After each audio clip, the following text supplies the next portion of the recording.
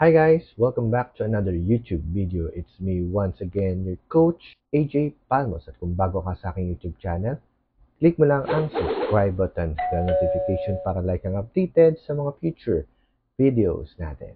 For today's video, ang topic natin is how to be good children to our parents. Yung previous video natin, ang topic natin is how to raise your children properly. But this time, babawi naman tayo sa ating mga parents. Kaya pag-uusapan natin, paano ba maging mabuting anak para sa ating mga magulang. Kung ready ka na, samahan niyo po ako. Tara!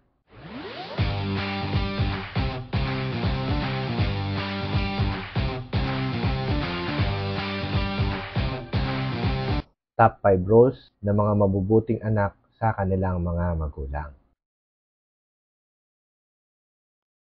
Number 1 is obey your parents by honoring your mother and father.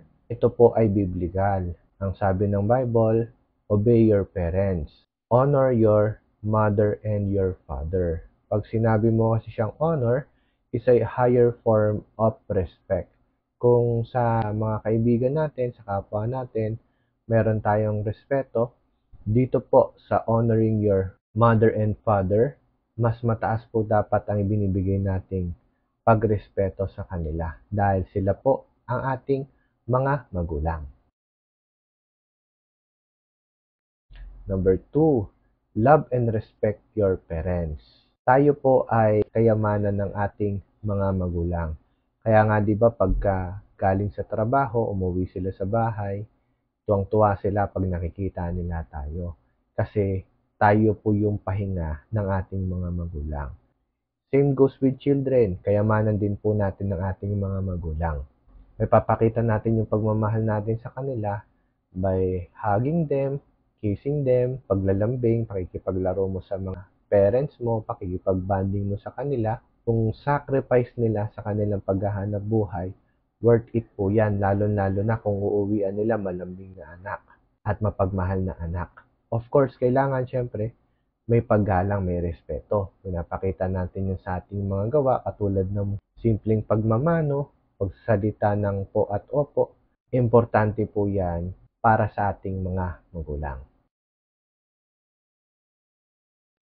Number 3, study hard. As children or mga anak, importante po sa magulang na ang mga bata ay nag-aaral mabuti. Kung kaya mong mag-excel sa school, maging top-notcher ka, do it. Gawin mo yan. Kasi pride yan ng mga magulang na worth it yung kanilang sacrifice. At kung hindi naman tayo ganun ka-excel sa school, okay lang po yan. As long as hindi ho tayo bumabagsak. Kasi isipin mo na lang po, no? Galing po sa kanilang hanap buhay yung pinang-tuition sa atin. Tapos ang mangyayari lang, babagsak lang tayo dahil sa hindi tayo nagsisikap. So, malulungkot yung parents natin. So, para makabawi tayo sa kanila, sa pamamagitan ng pag-aaral ng mabuti at pagpasa sa mga subjects natin, malaking tulong na po yan at pride na po ng magulang, lalong-lalo na kung tayo po ay matataas ang grades at tayo po ay may mga medals. Isang bagay lang po ito ng pagpapakita ng pagmamahal at pagrespeto sa ating mga magulang. Number 4, become successful. So, ito po ay pagkatapos mong mag-aral. Ang pagiging successful po is yung may mararating ka sa iyong buhay. Nakakalungkot minsan yung mga bata dahil sa too much social media, maaga na rin po mga nagkakaroon ng mga relationship goals. So, yung iba po, nadidisgrasya, nabubuntis po ng maaga. So, ikinalulungkot po ng magulang yan kasi hindi pangarap ng magulang na maging magulang agad yung kanilang mga anak. Ang gusto ng mga magulang ay maging successful tayo sa ating buhay at maging maganda po yung ating future. Kaya po nagsasacrifice sila para sa atin. So kung tayo man po ay nakagraduate na at tayo po ay naghahanap buhay, gawin po natin ang lahat para masuklian natin yung paghihirap at sacrifice ng mga magulang natin para sa atin. At of course, syempre, pagka successful na tayo, huwag nating kakalimutan kung saan tayo nagsimula at sino yung mga taong tumulong sa atin para makarating tayo sa ating posisyon kung nasaan man tayo ngayon.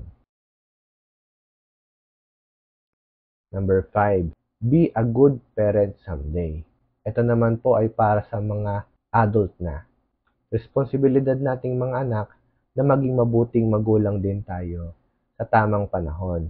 Okay? Hindi lang dahil nakabuntis ka ng maaga, kung hindi dahil kaya mo magbigay ng magandang future para sa magiging pamilya mo. Hindi ko po ina-advise na mag-asawa po kayo na maaga. As much as possible po, magsikap po muna kayo at tumulong muna tayo sa ating mga magulang. Pasayahin muna natin sila kasi pag maaga po kayo nakapag-asawa, maaga po kayo nag-anak, hindi na po yung parents ninyo yung inyong priority, kung hindi yung inyong family na. Kung ikaw ay single pa at nagtatrabaho ka, suklian mo muna ng pagmamahal, i-treat mo muna yung parents mo, pakita mo muna sa kanila na grateful ka para pag dumating yung time na magse-settle down ka na at magkakaroon ka ng sariling pamilya, babawi rin sa iyo yung family mo sa paggawa mo ng kabutihan sa iyong mga magulang. So, yan po ang ating top 5 na role ng mga anak para sa mga magulang. Again, number 1 is obey your parents by honoring your mother and father. Number 2, love and respect your parents. Number 3, study hard. Mag-aral tayong mabuti at huwag babagsak. Number 4, become successful. Pride na magulang na makakita sila ng mga professional na mga anak na may pagmamalaki nila sa kanilang mga kakilala. And number 5, be a good parent someday. Walang hinangad na pangit ang mga magulang para sa atin. Kung meron pong mga bagay na hindi naibigay o naipakita ng mga magulang natin sa atin, ay hindi nila yon kasalanan dahil yung naipasa lang nila sa atin, yun lang din naman po yung natutunan nila. Ngayon, kung tayo po ay mas nakakaunawa at mas malalim ang mga natutunan, i-apply po natin yan sa ating mga magiging anak. And soon, mas maging better person po ang mga next generation sa atin. Nawa meron po kayo natutunan sa ating video. Maraming salamat po sa walang sawang panonood ng aking mga content. Madalas sa mga content ko is all about barley, but dinadagdagan din po natin ang mga videos na pwedeng kapulutan po ng aral para po sa ating lahat. Maraming salamat po sa inyong pagsubaybay. Don't forget to like, comment down below po kung meron po kayong mga feedback sa ating mga ginagawang video. I-share nyo din po yung ating video para marami pong makapanood at maka-appreciate ng mga bagay na naituturo natin dito.